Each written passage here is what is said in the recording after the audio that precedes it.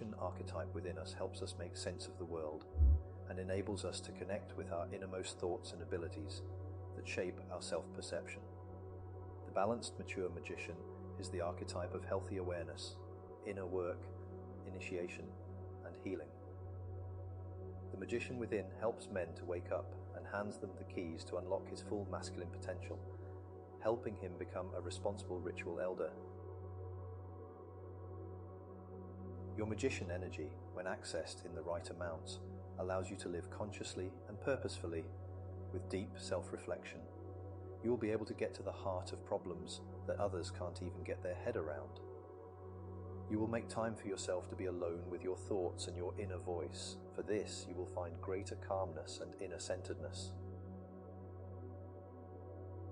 When we are unable to access this magician energy in a mature and healthy way, it's likely that unpleasant experiences during childhood may have caused us to develop negative beliefs about ourselves.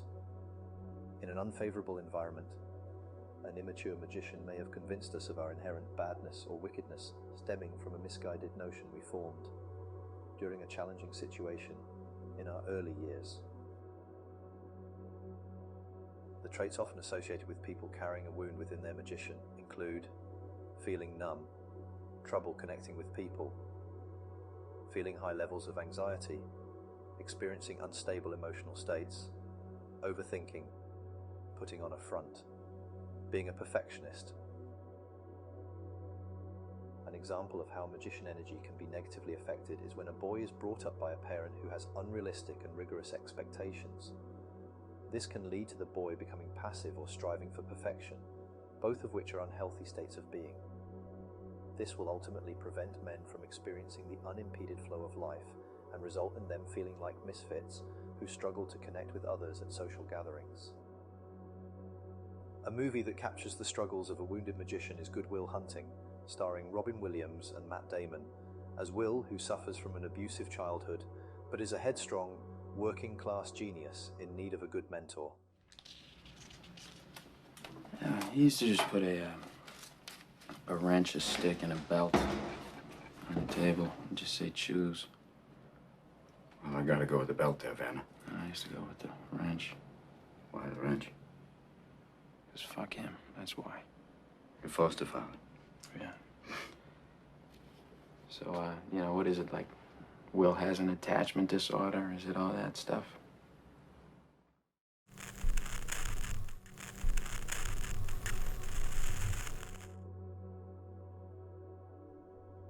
It's said that the magician comes online in times of crisis, as it helps us find solutions to our problems. As a child, this may be learning to keep quiet when an abusive father comes home drunk. As an adult, this may be inventing a weapon to win a war and becoming father to the atomic bomb. I do engineering and and manufacturing and that kind of thing. That's like 80% or more of my time. Ideas and then the implementation of those ideas. That's like hardcore engineering, like designing things, Right.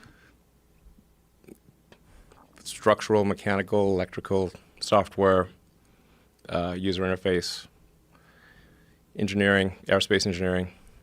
But you must understand there's not a whole lot of human beings like you. You know that, right? It could be argued that Elon Musk is a clear example of a man driven by inflated magician energy and therefore living with unbalanced male archetypes. He's been described as a master of disruptive technology companies, and many signs can be observed that the multi-billionaire is channeling a form of magician energy, which is known as the detached manipulator. As Rod Boothroyd describes, the role of the magician is, as the name suggests, to bring about transformation in our lives. Musk's company Tesla aims to transition the world to electric cars while pursuing his other ambitious goals of colonizing Mars and implanting computer chips in our brains. Undoubtedly, he is striving to bring about transformation, but he has faced criticism. Musk has faced accusations of using his financial power and social media influence to manipulate the cryptocurrency market for his own benefit. He is accused of investing in cryptocurrencies like Bitcoin and Dogecoin, and then using his massive following to encourage others to do the same, thereby inflating their value. Afterward, he sold his share for a quick profit, making more money from Bitcoin than he did from selling electric cars at one point. According to Magda Wierzika, a prominent anti-corruption activist and the wealthiest woman in South Africa, Musk manipulated Bitcoin, claiming that what we have seen with Bitcoin and its volatility is manipulation by one very powerful and influential individual. Others have described Musk as equal parts huckster and visionary, and the world's biggest troll. The Tesla Cybertruck garnered a lot of buzz during its unveiling, particularly due to a live demo that didn't quite go as planned. A little too hard. Should we try the door? Sorry? Okay. It didn't go through. That's So that's a plus side. Let's try the Right? right. Try that one, really? Okay. Sure. Oh, man. It didn't go through. All right. Not bad. Room for improvement. Despite Musk's announcement that the truck would be available for purchase by late 2021, it has been almost 3 years and there's still no sign of it on the roads. This has led some to speculate that the ultimate objective was not to actually sell the truck, but rather to create a hype around the brand. That's Elon the magnet. Now let's take a closer look at Elon the man. Here are some traits that are commonly associated with manipulators, and it appears that Musk exhibits many of them. Being highly perfectionist or OCD, being very controlling or coming across as a control freak, being sarcastic, body movement and posture that's uncoordinated or rigid,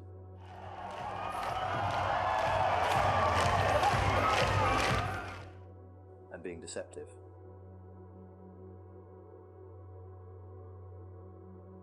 And what did we say earlier about negative self-beliefs? It's funny because it rings with truth. The emotional wound in the magician archetype is the product of childhood. When parents split or are critical and hard to please, Rod Boothroyd describes how the shadow begins to grow in a child when people around him directly or indirectly convey the message, "There is something wrong with you." As the child grows into a man, he carries such harsh criticisms with him, feeding his shadow. We should expect then to see the roots of Musk's shadow magician in his relationship with his parents. And we can. In a recent interview, Elon Musk's dad, Errol Musk, revealed the kind of father he is when asked if he felt proud of his son. So, no, but seriously, Errol, like, what does that feel like? He's your son, and he's worth so much money and created so many things. Pretty impressive. You right? can't take that away from him. Are you proud? Did you ever see that coming? No. What? You're not proud? No, I mean, we are a family that have been doing a lot of things for a long time. It's not as though we suddenly started doing something. So we've all been, as a family, all doing things, from the very beginning. And so, I mean, the kids were traveling with me around the world when they were tiny, and they've been doing pretty much very interesting things. We've been down the Amazon together, for example. We've been to China, and when long ago when it was quite difficult to go there, and things like that. East Germany.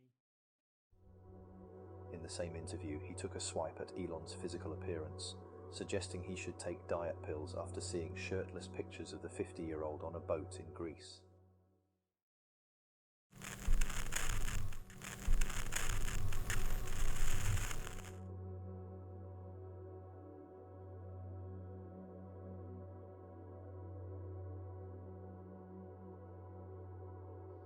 We knew the world would not be the same.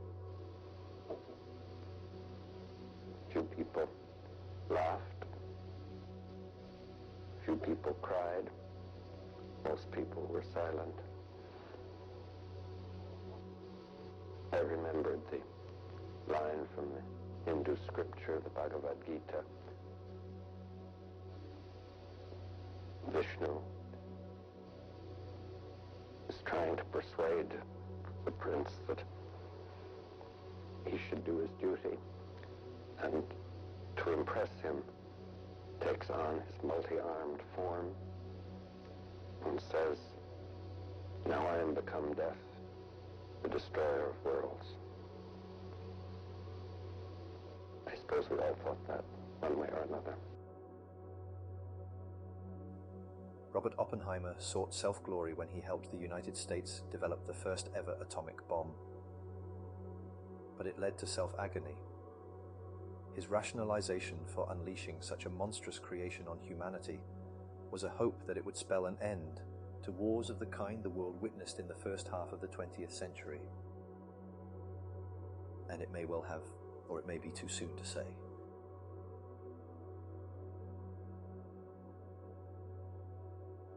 Oppenheimer lived to become a remorseful scientist, a man enthused with cosmic spirituality whose soul was torn apart by what he had created. In an address to the American Philosophical Society, Oppenheimer declared, "We have made a thing, a most terrible weapon, that has altered abruptly and profoundly the nature of the world. A thing that by all the standards of the world we grew up in is an evil thing. And by so doing, we have raised again the question of whether science is good for man."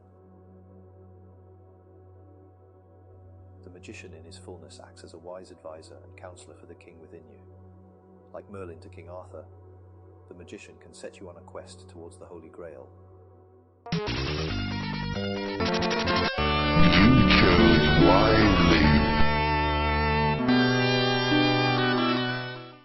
The magician has been most clearly embodied in earlier cultures as the shaman. He was the one who restored wholeness and fullness of being to both individuals and communities, otherwise known as the holy man.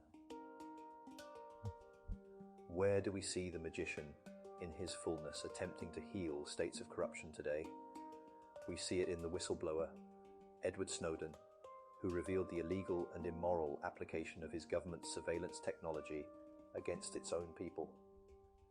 His revelations required great personal sacrifice, strength, and sharpness of mind. We can take solace in the fact that whistleblowers like Edward Snowden exist who are willing to stand up for our fundamental rights.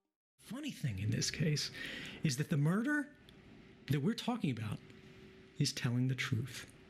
The Espionage Act, in every case, is a law the government exclusively uses against people who told the truth, right? Like that's what it's about in the context of journalism. They don't bring the Espionage Act against people who lied, then they would use fraud or some other statute. They say, the government is arguing in the context of whistleblowing that telling a important truth to the American people by way of a journalist is a crime worse than murder. And I believe, and I think most Americans would agree, this is fundamentally, indefensibly wrong. We see the magician in his fullness in Jordan Hall, the visionary tech entrepreneur and philosopher who pursues a brighter future for civilization, collaborating with dissident scientists, philosophers, technologists, storytellers, and entrepreneurs to foster the growth of a new way of living known as Game B. We're currently living in Game A, which all involved believe is on the verge of collapse. But then there's even deeper insight, which is that caterpillars devour and destroy everything around them in the process of endeavoring to become a butterfly. And so I think that's actually the deeper notion, that if you look at our civilization from the perspective of it is a caterpillar, it is becoming more of what it is, so it's flourishing on that basis. It is rapidly consuming a substantial fraction of the environment that's necessary for it to continue being what it is. And then this ends up in one of two possible states. Either it hits some kind of wall where some piece of that support structure fails, in which case it just dies, or it actually enters into this moment of metamorphosis and it transforms into another kind of being altogether. I think that's the perspective that I'm bringing. I can't speak for anyone else. The world we live in today is greatly influenced by technology, bringing forth the power of the magician. Embracing your male archetypes and channeling the energy of the magician requires a lifelong commitment to learning and constant growth. By creating more and consuming less, you can fully tap into your potential. Building a sacred space for yourself will help you connect with the essence of your being and gain a fresh perspective on the challenges and queries of your life. Trust in yourself and have faith that by working towards self-improvement, you will achieve great things. The next generation will need your guidance. Will need you to be the elder who facilitates positive transformation and who shares true wisdom for the betterment of everybody. If you can achieve that, you'll have grasped the Holy Grail.